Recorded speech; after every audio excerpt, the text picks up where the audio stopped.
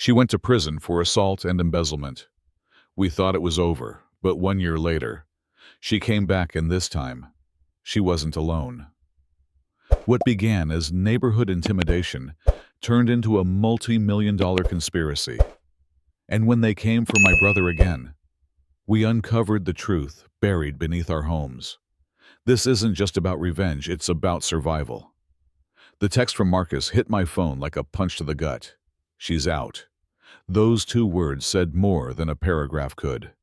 Diane Caldwell, the ex-HOA president who once swung a metal chair at my brother during an asthma attack, was free after just 1 year in prison, after stealing over $300,000 from our community, assaulting residents, and weaponizing power in every twisted way imaginable.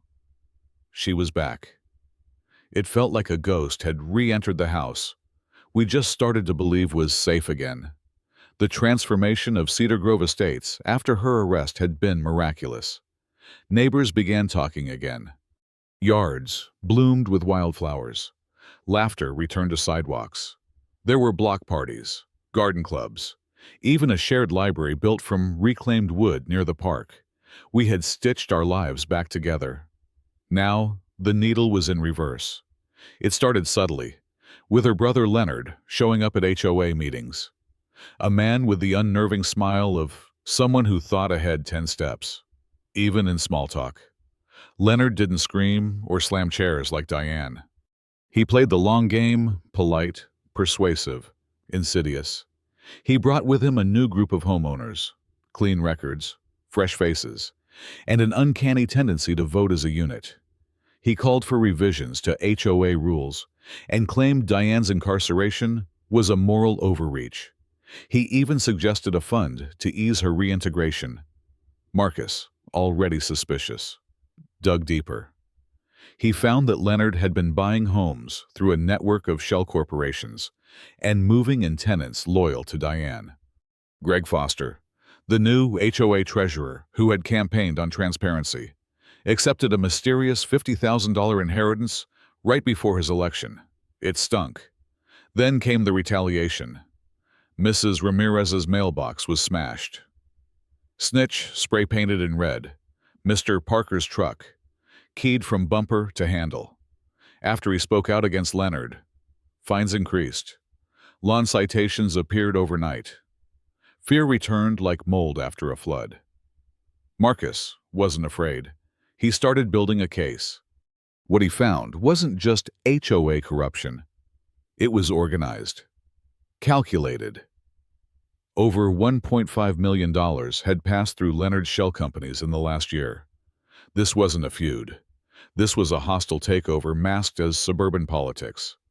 Then, one morning, Marcus received a package at work. Inside was a scale model of the same chair Diane had used to assault him. Metal, cold, real. Attached was a note. Looking forward to round 2, he called an emergency meeting. A trusted group of 30 neighbors signed a petition to bar Leonard from HOA property. That night, the community center, our symbol of recovery, was broken into. The original chair, stored in evidence boxes for an HOA archive, was stolen.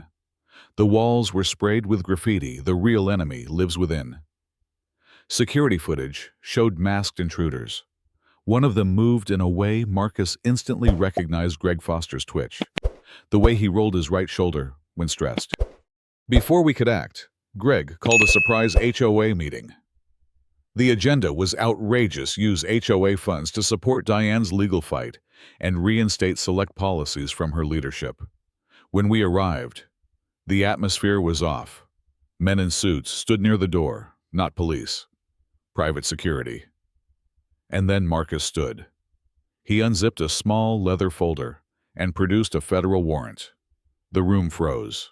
Within seconds, real federal agents, quiet, serious, and absolutely legal, moved in. Leonard and 2 other board members were handcuffed without resistance. Phones were seized, files confiscated. A dozen residents pulled out their phones to record. It was happening. Finally. But Greg was gone. I chased him to the parking lot. He looked pale, terrified. Not of arrest, but of something else. "They have my daughter," he said, voice breaking. I didn't know how deep it went. That's when the black SUV pulled up. Diane stepped out like she was attending a cocktail party. Calm. Confident. Dressed in designer black, not a single wrinkle on her shirt. She smiled when she saw us. "You always did love drama," she said. Then everything went dark. I felt the blow before I heard it. I woke up tied to a post in a cold basement. Marcus was slumped beside me, unconscious. Greg was across from us, bleeding from the mouth. Diane stood nearby, polishing the infamous chair. She talked like we were catching up over coffee, told us everything, the gas reserves, the land grabs. How the HOA wasn't just a tool, it was a mask. Their real plan had always been about owning the land beneath our feet. Cedar Grove Estates sat atop one of the richest untapped natural gas pockets in the state. Regulations were too tight for corporate buyouts. She said, "So we made it hell to live here. Force the sales. Buy cheap. Drill." She bragged about bribing prison staff, falsifying parole records, even staging Leonard's arrest with actors in federal gear. She laughed when Marcus cursed at her. "You still think this is about neighborhoods," she whispered. "This is about power. But power," as Diane was about to learn, can shift faster than anyone expects. It was Mrs. Ramirez who found us. She had tracked Greg's car and noticed something was wrong. She didn't come alone. Mr. Parker, the former sheriff, and 3 other neighbors stormed the property. Mrs. Ramirez had created her own spray, a potent combination of pepper, ammonia, and menthol. She hit Diane directly in the face with it. The chair clanged to the ground. Parker tackled her. Another neighbor freed me while Marcus regained consciousness.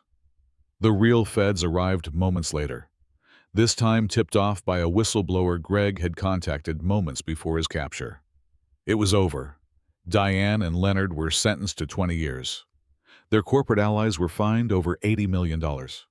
The gas reserve was placed under environmental protection following community petitions and federal intervention, Greg testified. He was relocated with protection, his daughter safe and out of reach. And Cedar Grove. We rebuilt, again, but differently this time.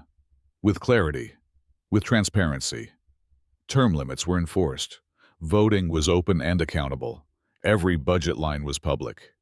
The chair, once a symbol of Diane's power, was welded into an art installation outside the community center. A plaque beneath it reads, "You can't control what stands together." Marcus now teaches environmental justice at the local college. His asthma is better.